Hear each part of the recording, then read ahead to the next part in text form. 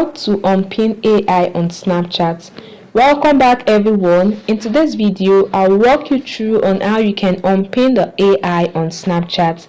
This process is easy and straightforward, so let's jump right into it. Alright, open the Snapchat app on your device and swipe right to access your chat. Okay, for the purpose of this video, I'll quickly pin my AI and show you steps on how to unpin it. Alright, I'll locate the AI, tap and hold till the menu appears, select chat and notification settings and select pin conversation. And as you can see, my AI has been pinned and it appears in the top of my chat list.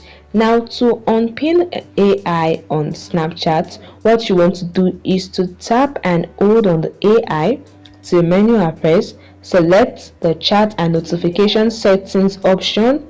Then you can see the option to unpin conversation. You tap on it and this is a way to unpin AI on Snapchat. And as you can see, the AI has returned to its normal position. It's no longer on top of my chat list.